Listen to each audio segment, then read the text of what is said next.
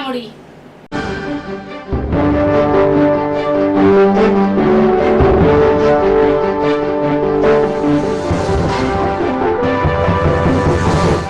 गोरगरीब रुग्णांना खाजगी व शासकीय रुग्णालयामध्ये उच्च दर्जाचे व मोफत उपचार मिळावे यासाठी महात्मा ज्योतिबा फुले आरोग्य योजनेचा लाभ मिळावा यासाठी रुग्णालयाकडून शिधापत्रिका अथवा शिधावाटप कार्यालयातून दाखला घेणे आवश्यक आहे। हा दाखला घेण्यासाठी रुग्णांच्या नातेवाईकांना उंबरठे झिजवावे लागू नये यासाठी ठाणे शिधावाटप विभाग सरसावला आहे। वैद्यकीय उपचारासाठी आवश्यक दाखल्यासाठी रुग्णांच्या नातेवाईकांनी अर्ज केल्यास तात्काळ त्यांना दाखले देण्यात येत आहेत। त्यानुसार आतापर्यंत शिधावाटप विभागाने 196 जणांना शासकीय दाखला दिला असल्याची माहिती शिधावाटप विभागाने दिली। अनेकदा गोरगरीब रुग्णांना आकस्मिक उद्भवणारे आजार, हृदयविकार, किडनी विकार, कॅन्सर, हाडाच्या शस्त्रक्रिया आदी दुर्धर आजारांवर उपचारासाठी होणारा खर्च हा पेलवणारा नसतो, त्यामुळे योग्य उपचाराअभावी रुग्णांचा मृत्यू होत असतो। ही बाब लक्षात घेऊन शासनाने गोरगरीब जनतेला उत्तम व चांगली आरोग्य सेवा मिळावी यासाठी शासन स्तरावर विविध योजना राबविण्यात येत आहेत। त्यानुसार महात्मा ज्योतिबा फुले आरोग्य योजनेअंतर्गत अनेक दुर्धर आजारांवर मोफत व उच्च दर्जाचे उपचार रुग्णालयाला मिळत आहेत। त्यामुळे ही आरोग्य योजना रुग्णांसाठी वरदान ठरत आहे। असे असले तरी अनेकदा रुग्णांच्या नातेवाईकांकडे सरकारी अथवा खाजगी रुग्णालयाकडून शिधापत्रिकेची मागणी करण्यात येत असते। अशावेळी शिधावाटप कार्यालयाकडून देखील हा दाखला मिळवण्यासाठी नातेवाईकांना शिधावाटप कार्यालयाचे उंबरठे झिजवावे लागत होते। याला छेद देत शिधावाटप कार्यालय 36 या विभागाने वैद्यकीय मदतीसाठी येणाऱ्या रुग्णांच्या नातेवाईकांना तात्काळ वैद्यकीय मदतीचे दाखले देत रुग्णांच्या मदतीला धावून जात असल्याचे दिसून येत आहे। दरम्यान ठाणे जिल्हाधिकारी कार्यालयाच्या आवारात 36 शिधावाटप कार्यालय आहे। या कार्यालयात शिधावाटप अधिकारी श्रीमती SR चव्हाण यांनी सर्व अधिकारी व कर्मचाऱ्यांना वैद्यकीय मदतीसाठी येणाऱ्या रुग्णांच्या नातेवाईकांना अर्ज प्राप्त झाल्यानंतर त्याच दिवशी दाखला देण्याचा कडाक्षाने नियम पाळण्याच्या सूचना केल्यात। त्यानुसार शिधावाटप विभागाने वैद्यकीय अर्ज प्राप्त झालेल्या आतापर्यंत 196 जणांना तात्काळ वैद्यकीय मदतीचे शासकीय दाखले दिले आहेत। हो मॅडम, काय सांगाल? शिधावाटप कार्यालयामार्फत महात्मा फुले जन आरोग्य योजनेसाठी जे प्रमाणपत्र दिले जात आहेत, कशा पद्धतीने हा उपक्रम चालू आहे? महात्मा फुले जन आरोग्य योजनेचे दाखले आपल्याकडे जेव्हापासून ही योजना कार्यान्वित झालेली आहे, याच्या आधी या योजनेला राजीव गांधी योजना नाव होतं, त्यानंतर त्याचं नामकरण महात्मा फुले योजनेमध्ये झालेलं आहे। म्हणजे हे दाखले आपण पूर्वीपासूनच देतो आहे आणि ह्या दाखल्याकरिता आपल्याकडे शिधापत्रिकेचा ऑनलाईन नोंदी आपण घेतो। ज्या शिधापत्रिकेच्या ऑनलाईन नोंदी झालेल्या नाहीत अशा शिधापत्रिकाधारकांना कार्यालयात येऊन या योजनेचं प्रमाणपत्र घ्यावे लागतं। कधी कधी त्यांच्या शिधापत्रिका पण खराब असतात, प्रिंटिंग नंबर बरोबर दिसत नाही, म्हणून सुद्धा ते एक्सेप्ट करत नाहीत वैद्यकीय अधिकारी आणि त्याकरिता हे लोक आपल्याकडे दाखले मागायला येतात। तर या लोकांना, कारण हे लोक गरजू असतात, हॉस्पिटलमध्ये गरीब असतात, हॉस्पिटलमध्ये यांच्यावर लवकरात लवकर उपचार व्हावेत, म्हणून यांना आपण प्राधान्याने त्याच दिवशी लवकरात लवकर तासाभरातच दाखले देतो। ते दाखले देण्याकरिता आपण त्यांच्याकडून एक अर्ज घेतो, शिधापत्रिकेची छायांकित प्रत, आधार कार्डाची छायांकित प्रत आणि हॉस्पिटलने काय क्युरी काढलेली आहे त्यासंबंधी ते हॉस्पिटलवाले एक दाखला देतात, तो दाखला आपण त्यांच्याकडून घेतो आणि लवकरात लवकर अभिलेखतापासून आपण त्यांना महात्मा फुले योजनेचा दाखला देतो। मागच्या डिसेंबर महिन्यामध्ये आपण जवळजवळ 196 दाखले अशा प्रकारचे वितरित केलेले आहेत आणि त्याचप्रमाणे जानेवारी महिन्यातही इतकेच दाखले 200च्या जवळजवळ जातील आणि ही तर निरंतर चालणारी प्रक्रिया आहे। मॅडम, KYC अपडेटबद्दल काय तुम्ही नागरिकांना आवाहन करताय? नागरिकांना तर यापूर्वीही मी वारंवार कॅम्प लावलेले आहेत, रिक्षा फिरवून याच्या बाबतीत आपण आवाहन केलेलं आहे। शासन स्तरावरून eKYC, मोबाईल सीडिंग आणि इष्टांकपूर्ती ह्या योजना आपल्या चालूच आहेत आणि त्या लवकरात लवकर आपल्याला पूर्णत्वास न्यायच्या आहेत। या कार्यालयाची eKYC 75% पूर्ण झालेली आहे। उरलेले 25% नागरिक जरा असहकार्य करीत असल्यामुळे ते काम लवकर होत नाही आहे। तर याबद्दल मी नागरिकांना जाहीर आवाहन करू इच्छिते की त्यांनी त्यांच्या दुकानात, जवळच्या कोणत्याही दुकानात जाऊन स्वतःच्या राहिलेल्या मेंबर्सची eKYC करून घ्यावी। ह्या eKYC करून घेत असताना आमच्या असंही लक्षात आलेलं आहे की बरेच शिधापत्रिका धारकांमधील जे काही मेंबर्स असतील त्या मेंबर्सचे कोणाचे लग्न झालेले आहेत, कोणी मृत्यू झालेले आहेत, काही स्थलांतरित झालेले आहेत, तर नागरिकांनी ती नावं कार्यालयात येऊन कमी करून घ्यायला पाहिजे फॉर्म भरून, तर त्यांनी ते केलेलं नाही. तर अशा नागरिकांनी पुन्हा कार्यालयात यावं, ते नावं कमी करून घ्यावीत. दुकानदारांना सुद्धा सांगावं, त्यांनी त्या लिस्ट द्याव्यात, तर आम्ही ते नावं ऑनलाईन कमी करून घेऊ आणि शासनाला पर्यायाने जनतेला पण त्याचा फायदा होईल, इतर गरजू लोकांना त्याचा लाभ आपल्याला देता येईल. आणि राहिली गोष्ट इष्टांकपूर्तीची, तर आता सद्यस्थितीत कार्यालयाकडे 4,500चा मेंबर्सचा इष्टांक शिल्लक आहे. त्याच्यामुळे जे गरजू लोक असतील, ज्यांचं उत्पन्न 59,000खाली वार्षिक असेल, तर ते गरजू आहेत, त्यांना शिधाजिन्नसाची आवश्यकता आहे, त्यांनी कार्यालयाशी संपर्क साधावा. शिधापत्रिका, आधार कार्ड हे त्यांना सोबत घेऊन यायचं आहे. आम्ही हमीपत्र भरून घेऊन त्यांना त्या योजनेचा लाभसुद्धा देऊ. आणि EKYC करून घेत असतानाच त्यांनी दुकानात जाऊन सगळ्या मेंबर्सच्या नावापुढे मोबाईल सीडिंगसुद्धा करून घ्यावं, म्हणजे त्यांना व्यवस्थित वेळेत मेसेज जातील, त्यांच्या घरी SMS जातील. दुकानात धान्य उपलब्ध झालं, शासनाच्या कुठल्या नवीन योजना आल्या तर त्यांना SMS जातील आणि सर्व माहिती त्यांना उपलब्ध होईल.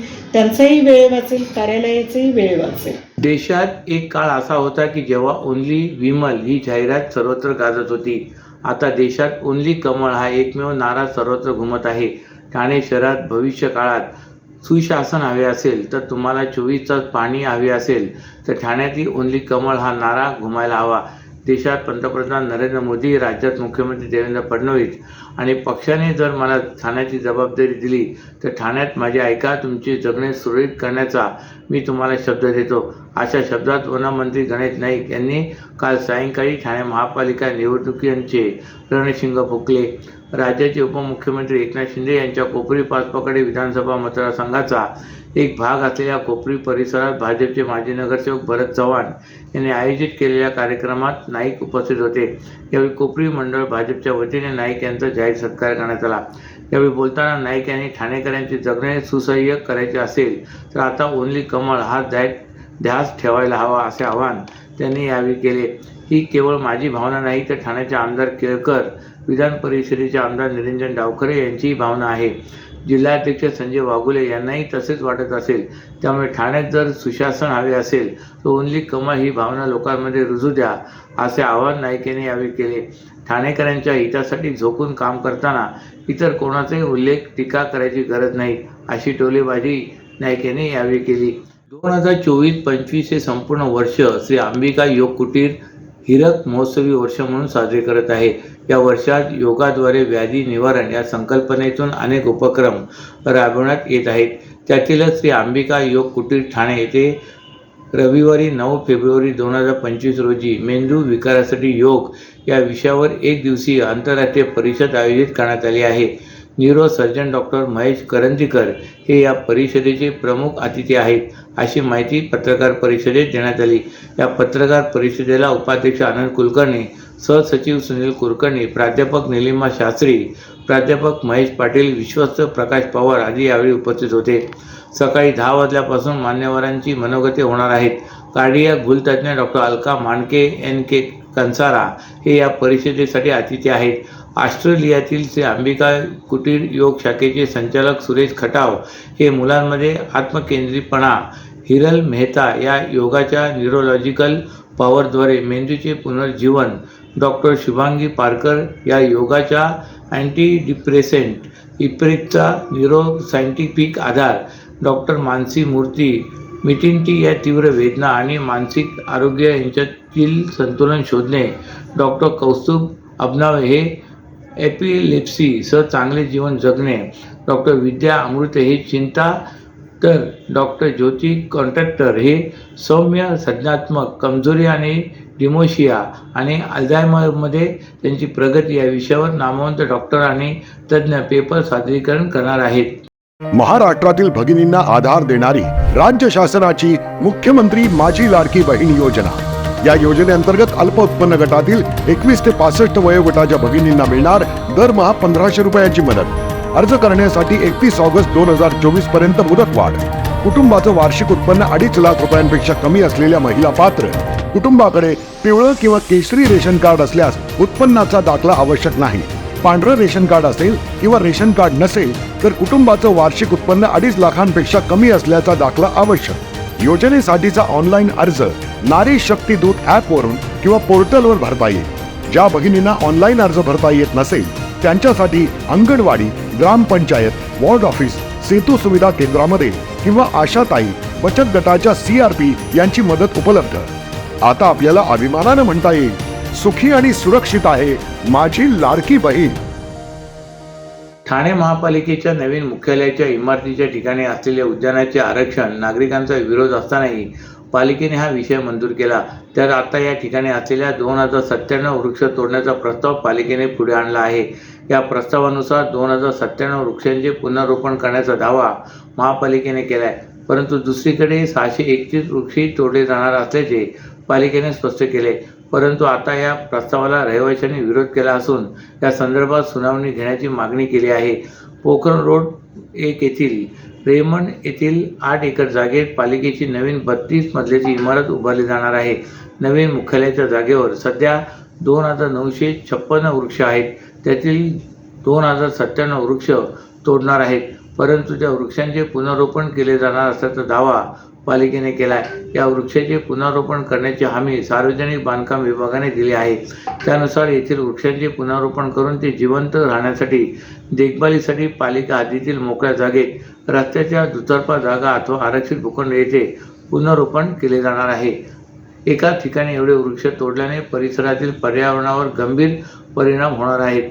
तसेच 2097 वृक्षांचे पुनर्रोपण करणे मोठे आव्हान असून यापूर्वीचे वृक्षही जगलेले नाहीत. त्यामुळे या प्रस्तावावर मत मांडण्याची संधी मिळावी अशी मागणी रहिवाशांनी केली. ठाणे महानगरपालिका आणि मिशन रेबीज इंडिया यांच्या संयुक्त विद्यमाने ठाणे महापालिका क्षेत्रात रेबीज मुक्त ठाणे अभियान राबवण्यात येत आहे. रेबीजची लागण टाळून मानवी मृत्यू रोखणे तसेच रेबीज विषाणूच्या प्रसाराचे चक्र तोडणे यासाठी अभियान राबवण्यात येणार आहे. या अभियानात दिनांक 29 जानेवारी ते 4 फेब्रुवारी या काळात 10,000 भटक्या श्वानांचे रेबीज लसीकरण करण्याचे लक्ष्य निर्धारित केले आहे. गेल्या वर्षी 7,000हून अधिक श्वानांचे रेबीज लसीकरण करण्यात आले होते.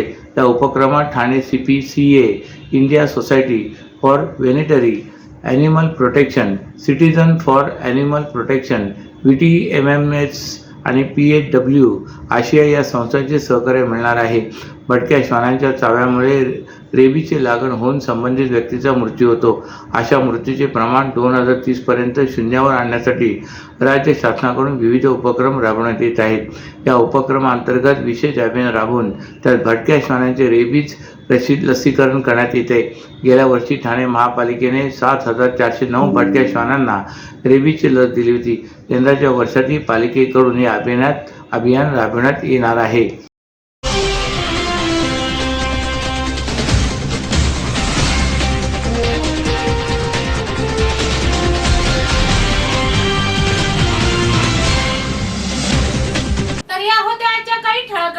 तर पुन्हा भेटू याच वेळी याच ठिकाणी. ठाणे दर्पण या वृत्तवाहिनीचे प्रसारण YouTube वर पाहायला विसरू नका.